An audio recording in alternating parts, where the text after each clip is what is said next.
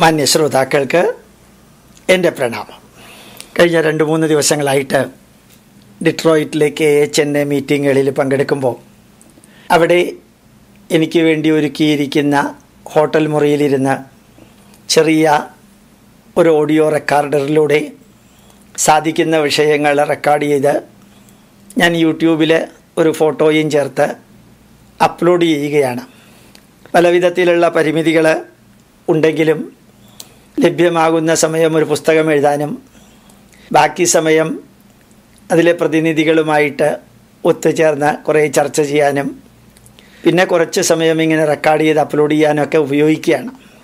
എനിക്ക് ലഭ്യമായ അറിവുകളും ബാക്കിയെല്ലാം ചേർത്ത് നിങ്ങളുടെ മുമ്പിൽ അത് സമർപ്പിക്കുമ്പോൾ കഴിഞ്ഞ കുറേ കാലമായിട്ട് ഈ നാടിൻ്റെ പൈതൃകത്തിനും ഭാരതത്തിൻ്റെ പൈതൃകത്തിനും സാംസ്കാരിക മൂല്യങ്ങൾക്കും വേണ്ടി ആയിരക്കണക്കിന് പ്രവർത്തകർ പ്രവർത്തിക്കുന്നതിൻ്റെ ഫലം എന്താണ് എന്ന് പരിശോധിക്കാനും കൂടിയാണ് ഇതുമാതിരിയുള്ള കാര്യങ്ങൾ വളരെ സൂക്ഷ്മമായി കേട്ടും കണ്ടും ചിന്തിച്ചും വിശകലനം ചെയ്തും അപ്ലോഡ് ചെയ്യുന്നത്.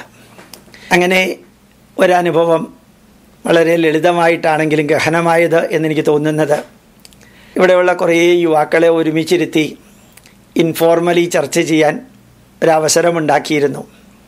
എല്ലാം നല്ല രീതിയിൽ മലയാളം സംസാരിക്കുന്ന യുവാക്കൾ, ഏതാനും വർഷങ്ങൾക്ക് മുമ്പ് ഇംഗ്ലീഷ് മാത്രം സംസാരിച്ചിരുന്നവർ ഇന്ന് സംസ്കൃതത്തിൽ സംസാരിക്കാനും അതുപോലെ മലയാളത്തിൽ സംസാരിക്കാനും യാതൊരു വിധത്തിലുള്ള മടിയുമില്ലാതെ ഫ്രീ ഫ്ലോ ആയിട്ടുള്ള മലയാളത്തിൽ ഞാൻ കുറേ കാര്യം അവരോട് ചോദിച്ചു. പ്രധാനമായിട്ടും ചോദിക്കാൻ ഞാൻ ആഗ്രഹിച്ചിരുന്നതും ശ്രദ്ധിച്ചിരുന്നതും മതപരിവർത്തനത്തെക്കുറിച്ചായിരുന്നു. ഞാൻ വെറുതെ അവരുടെ അടുത്ത് ചോദിച്ചു, നിങ്ങളൊരു പാപികളാണെന്ന് വിചാരിക്കുന്നുണ്ടോ എന്ന്. വളരെ ഭംഗിയായിട്ട് അവർ പറഞ്ഞു, ഭാരതീയ സംസ്കാരപ്രകാരം ഓരോ മനുഷ്യനും അമരത്വത്തിൻ്റെ പുത്രന്മാരാണ്. നമ്മൾ ഒരിക്കലും പാപികളാവില്ല. അവരിൽ ഓരോരുത്തരും വളരെ വ്യക്തമായിട്ട് പറഞ്ഞു. ആദിപാപം എന്ന് ക്രിസ്ത്യാനികൾ പറഞ്ഞ് മറ്റുള്ളവരെ പേടിപ്പിക്കുന്ന ആദം അവ്വയും ജ്ഞാനക്കനി തിന്ന് ദൈവത്തിൻ്റെ യഹോവയുടെ നിർദ്ദേശം നിരസിച്ചതിന് തിരസ്കരിച്ചതിന് അവർ ചെയ്ത പാപം എങ്ങനെയാണ് ഞങ്ങളുടെ തലയിൽ വരിക? എന്തൊരബദ്ധമാണ്. For every action there is an equal and opposite reaction to be experienced by the actor എന്നല്ലേ സാറ് പറയാറുള്ളത്.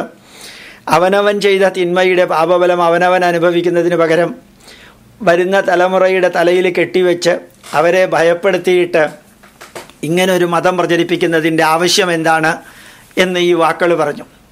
ഞാൻ അവരോട് ചോദിച്ചു, നിങ്ങൾ ചെയ്ത തെറ്റിന് പകരം വേറൊരുവനെ ശിക്ഷിക്കുന്നത് ന്യായമാണോ എന്ന്. അവരിങ്ങോട്ട് പറഞ്ഞു, സാറ് പറഞ്ഞതിൻ്റെ അർത്ഥം മനസ്സിലായി. ആദവും അവ്വയും ചെയ്ത ആദിപാപം, ആദത്തിൻ്റെയും അവ്വയുടെയും 99ാമത്തെ തലമുറയായ യേശു ക്രിസ്തുവിനെ ആണിയടിച്ച് കുരിശിലേറ്റിയ ആ ശിക്ഷ കൊണ്ട് എങ്ങനെയാണ് ഇല്ലാതെയാവുക? തെറ്റ് ചെയ്തവരെ ശിക്ഷിക്കുന്നതിന് പകരം വഴിയിൽ കൂടെ പോകുന്നവനെ പിടിച്ച് കുരിശിലേറ്റി കഴിഞ്ഞിട്ട് പാപപ്രായശ്ചിത്തം എന്ന് പറയുകയും പിന്നെയും മനുഷ്യരെ പാപികളെ എന്ന് തന്നെ വിളിക്കുകയും ചെയ്യുന്നതിൻ്റെ അബദ്ധം ഞങ്ങൾ അമേരിക്കയിലെ ഇംഗ്ലീഷുകാരോടും ക്രിസ്ത്യാനികളോടും ചോദിക്കുമ്പോൾ അവർ പറയാറുണ്ട്. അതുകൊണ്ട് തന്നെയാണ് ഞങ്ങൾ ഈ ക്രിസ്തുമതം ഉപേക്ഷിച്ചതെന്നും അതിനകത്ത് ഒരു യുക്തിയുമില്ലെന്നും മനസ്സിലായത് എന്നവർ പറഞ്ഞു. അതുപോലെ തന്നെ ഞാൻ ഇവരോട് ചോദിച്ചു, നിങ്ങൾ ഈ പാപികളെ എന്ന് വിളിക്കുകയും എന്നിട്ട് യേശു ക്രിസ്തു പാപികൾക്ക് വേണ്ടി മരിക്കുകയും ചെയ്തു എന്നും പിന്നെ പുനരുദ്ധാരണം ചെയ്തു എന്ന് പറയുകയും ചെയ്തപ്പോൾ പാപം തീർന്നില്ലേ എന്ന് ചോദിക്കാൻ പാടില്ലേ എന്ന് ക്രിസ്ത്യാനികളോട് ചോദിക്കാൻ പാടില്ലേ എന്ന് ഞാൻ ഇവരോട് ചോദിച്ചപ്പോൾ ഇവർ പറഞ്ഞത്, ഞങ്ങൾ ഇതുമാതിരിയുള്ള എല്ലാ കാര്യങ്ങളും ഇവിടെ മതപരിവർത്തനത്തിന് വരുന്ന കേരളത്തിലെ ക്രിസ്ത്യാനികളോട് ചോദിക്കാറുണ്ട്. അവർ തിരിച്ചും മറിച്ചും പറഞ്ഞ് വളരെ വീണയിടം വിഷ്ണുലോകം എന്ന് പറയുന്ന മലയാളത്തിലെ വാക്കുകൾ പോലെ കിടന്ന് ഉരുളുന്നത് കാണാൻ നല്ല രസമാണ് സാറേ. ഇപ്പോൾ ഇവരൊന്നും മതപരിവർത്തനം നടത്താൻ നമ്മുടെ അടുത്തേക്ക് വരുന്നില്ല. കാരണം ബൈബിളിലെ ശുദ്ധ അസംബന്ധമായിട്ടുള്ള ഓരോന്നും ഞങ്ങൾ പഠിച്ച് അവരോട് തിരിച്ചു ചോദിക്കും. ഞങ്ങൾ അവരോട് ചോദിക്കാറുണ്ട്, മഹാത്മാഗാന്ധിയെ കൊന്ന പിസ്റ്റള് ആരെങ്കിലും പൂജിക്കാറുണ്ടോ?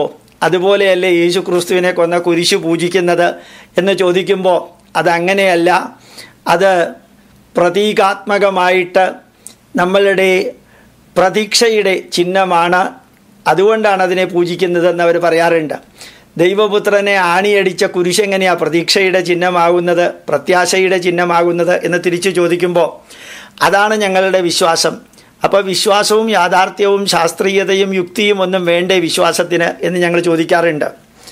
അതേപോലെ തന്നെ യേശു ക്രിസ്തുവിൻ്റെ ചോര എങ്ങനെയാണ് വീഞ്ഞായിട്ട് കുടിക്കുക? നമ്മൾ പൂജിക്കുകയും ആരാധിക്കുകയും ചെയ്യുന്ന ദൈവത്തിൻ്റെ ചോര കുടിക്കുക എന്ന് പറയുന്നത് ഏറ്റവും ഹീനവും നികൃഷ്ടവുമായതല്ലേ എന്ന് ഞങ്ങൾ ചോദിക്കാറുണ്ട്.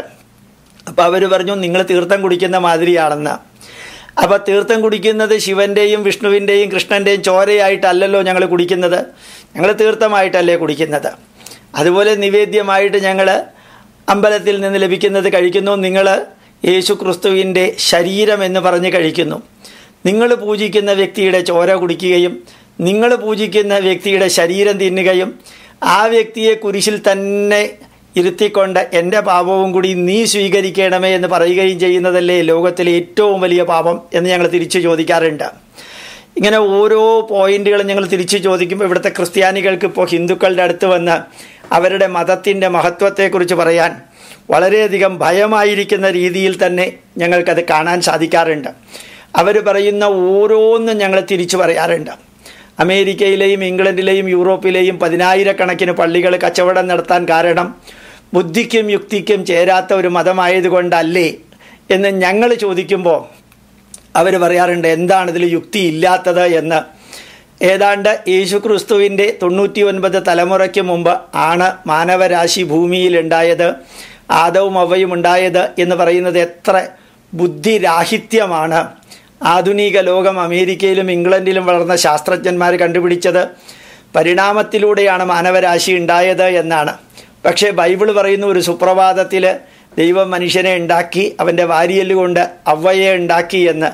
ഇത് ശാസ്ത്രത്തിന് നിരക്കാത്തതായിട്ടുള്ള ഒരു സത്യം. അത് തന്നെ യേശു ക്രിസ്തുവിൻ്റെ 99 അല്ലെങ്കിൽ 100 തലമുറ മുമ്പോട്ടെന്ന് പറയുമ്പോൾ ഒരു തലമുറ 30-40 വർഷം എടുക്കുകയാണെങ്കിലും യേശുക്രിസ്തു ജനിക്കുന്നതിന് 4000 വർഷങ്ങൾക്ക് മുമ്പാണ് ആദവും അവയും ഉണ്ടായത് എന്നുള്ളതിൻ്റെ അർത്ഥം മനുഷ്യനുണ്ടായിട്ട് ഏതാണ്ട് 6000 വർഷമേ ആയുള്ളൂ എന്നുള്ളതാണ്.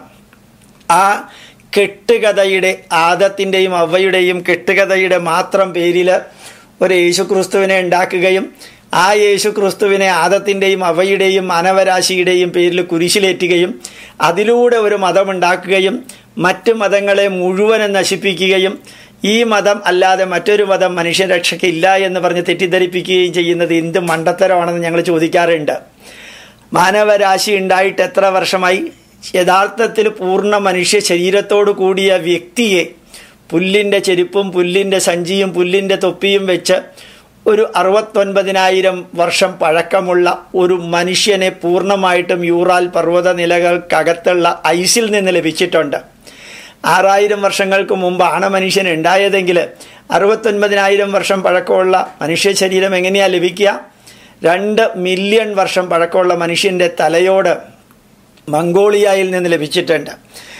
10,000-ഉം 20,000-ഉം 30,000-ഉം വർഷം പഴക്കമുള്ള മനുഷ്യ ശരീരത്തിൻ്റെ പൂർണ്ണ രൂപങ്ങൾ ഇഷ്ടം മാതിരി ലോകത്തിൽ നിന്ന് ലഭിച്ചപ്പോൾ ഈ 6000 വർഷങ്ങൾക്ക് മുമ്പാണ് ആദവും അവയും ഉണ്ടായതെന്നും അവർ ചെയ്ത പാപത്തിൻ്റെ കെട്ടുകഥയും വെച്ച് അതിലൊരു യേശു ക്രിസ്തുവിനെയും ഉണ്ടാക്കി കന്യകയിൽ ദൈവം ഗർഭം ധരിപ്പിച്ചു എന്ന ശുദ്ധ അബദ്ധം ശാസ്ത്രത്തിനും ബുദ്ധിക്കും ലോകത്തിനും നിരക്കാത്ത കെട്ടുകഥ പറഞ്ഞ് ദൈവം എങ്ങനെയാണ് ഒരു കന്യകയിൽ ബീജാവാപം നടത്തുന്നത് എന്ന് ഈ കുട്ടികൾ ചിരിച്ചുകൊണ്ട് പറയുമ്പോൾ അവർ ബൈബിൾ എത്രത്തോളം വ്യക്തമായിട്ട് വിശകലനം ചെയ്തു എന്ന് മനസ്സിലാക്കാൻ എനിക്ക് സാധിച്ചു.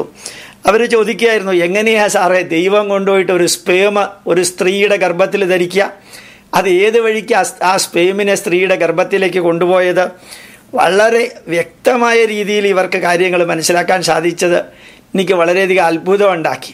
എന്നിട്ട് ആ കുട്ടി ജനിക്കുകയും ആ കുട്ടിയെ കുരിശിലേറ്റി ദൈവം തന്നെ മനുഷ്യൻ്റെ പാപത്തിന് പ്രായശ്ചിത്തം ചെയ്യുകയും ചെയ്യുമ്പോൾ ഇവർ പലരും വളരെ വ്യക്തമായിട്ട് പറയുകയായിരുന്നു, ഇവിടെ കുറ്റം ചെയ്ത കുറ്റവാളികൾക്ക് പകരം നല്ലൊരു മനുഷ്യനെ കുരിശിലേറ്റുന്ന മാതിരിയുള്ള ഒരു കാര്യമല്ലേ നിങ്ങൾ ചെയ്യുന്നത്? ഇതെങ്ങനെയാ ഒരു സമൂഹത്തിന് യോജിച്ചതായി തീരുന്നത്?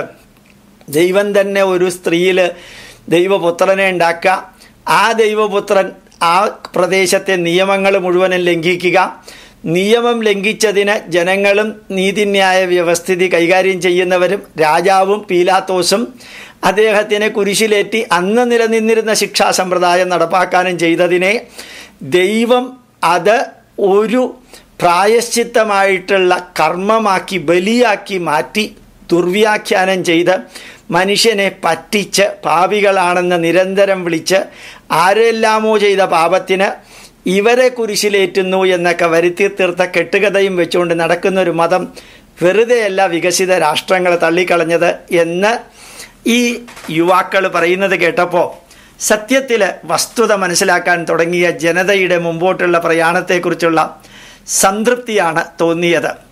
അതേപോലെ ബൈബിളിലെ ഓരോന്നും യേശുക്രിസ്തു മരിച്ചിട്ടില്ല എന്നും ജീവനുള്ളവനെ മരിച്ചവരുടെ ഇടയിൽ പരിചയിക്കഴിഞ്ഞാൽ എങ്ങനെയാണ് ലഭിക്കുക എന്ന് ലൂക്കും മാർക്കും എല്ലാം പറഞ്ഞതിനെടുത്ത് അവരും വളരെ ഭംഗിയായിട്ട് വാദിക്കുന്നത് കേട്ടു. മരിക്കാത്ത ഒരാളെ മരിച്ചു എന്ന് പറഞ്ഞ് ആ മരിച്ച ആൾ പുനർജനിച്ചു എന്ന് റിസറക്റ്റ് ചെയ്തു എന്നും പറഞ്ഞ് ഓരോ കഥയുണ്ടാക്കി അതിൻ്റെ പേരിൽ ദുഃഖവെള്ളിയാഴ്ചയും അതിൻ്റെ പേരിൽ ഈസ്റ്ററുമെല്ലാം ആഘോഷിക്കുകയും ആചരിക്കുകയും എല്ലാം ചെയ്യുന്നതിൻ്റെ പമ്പര വിഡ്ഢിത്തം മനസ്സിലാക്കിയ ഒരു യുവതലമുറ ഹൈന്ദവ ജനതയിൽ നിന്ന് ഉയർത്തെഴുന്നേൽക്കുന്നു. വളരെ സന്തോഷത്തോടുകൂടി ഞാൻ അവരോട് പറഞ്ഞു, ഇത് നിങ്ങൾ പറഞ്ഞു കൊടുക്കണം മറ്റുള്ളവർക്ക്. ഏത് മതവും പ്രചരിക്കട്ടെ, യേശുക്രിസ്തുവിൻ്റെയും മുഹമ്മദ് നബിയുടെയും സന്ദേശങ്ങൾ ലോകമെമ്പാടും എത്തട്ടെ, അതിലെ നന്മകൾ നമുക്കും എടുക്കാം. പക്ഷേ യേശുക്രിസ്തുവിൻ്റെയും പ്രവാചകൻ്റെയും അള്ളാഹുവിൻ്റെയും യഹോവയുടെയും പേരിൽ ഇല്ലാത്ത കെട്ടുകഥകൾ ഉണ്ടാക്കി ആ കെട്ടുകഥകൾ മനുഷ്യൻ ചെയ്ത പാപത്തിന് പ്രായശ്ചിത്തമാണെന്ന് തെറ്റിദ്ധരിപ്പിച്ച് പാവപ്പെട്ട ഹിന്ദുക്കളെയും മറ്റുള്ളവരെയും യേശുക്രിസ്തുവിലൂടെ കച്ചവടം നടത്തി ബൈബിളും യേശുക്രിസ്തുവിനെയും മാർക്കറ്റിലൂടെ ബിസിനസ്സിനായിട്ട് മതപരിവർത്തനം ചെയ്ത് മതാനുയായികളുടെ എണ്ണം മദർ തെരേസ പറഞ്ഞ പോലെ 29,000 പേർക്ക് സെൻറ്റ് പീറ്ററുടെ ടിക്കറ്റ് ഞാൻ കൊടുത്തു എന്ന് പറയുമ്പോൾ മരിക്കുന്നതിന് മുമ്പ് 29,000 പേരെ ഞാൻ ക്രിസ്ത്യാനിയായി കൺവെർട്ട് ചെയ്തു എന്ന് പറഞ്ഞ് നമ്പർ തികയ്ക്കുന്നതിൽ ആവേശം കൊള്ളുന്ന ക്രൈസ്തവ ജനതയ്ക്ക് കൃത്യമായി മറുപടി കൊടുക്കാൻ ഒരു വലിയ യുവതലമുറ വളർന്നു വരുന്നത് ബുദ്ധിക്കും യുക്തിക്കും ശാസ്ത്രത്തിനും നിരക്കുന്നതിനനുസരിച്ച് ഹിന്ദുധർമ്മം പഠിച്ച് അതിനകത്തുള്ള തിന്മകൾ ഇല്ലാതെയാക്കി ക്രൈസ്തവ ധർമ്മവും ഇസ്ലാം ധർമ്മവും പഠിച്ച് ചോദ്യം ചെയ്യേണ്ടത് മുഴുവനും ചോദ്യം ചെയ്ത് അവരെയും വരച്ച വരയിൽ നിർത്തി അവരെ ചതിയിലൂടെയും വഞ്ചനയിലൂടെയും പറ്റിക്കലിലൂടെയും നടത്തുന്ന സർവ്വതിനെയും വെല്ലുവിളിച്ചുകൊണ്ട് മുമ്പോട്ട് പോകുന്ന ആ തലമുറയുടെ വരികൾ കേട്ടപ്പോൾ ആത്മസംതൃപ്തി തോന്നി. അത് ഞാൻ നിങ്ങളുടെ മുമ്പിൽ സമർപ്പിക്കുന്നു. പ്രണാമം, നമസ്കാരം.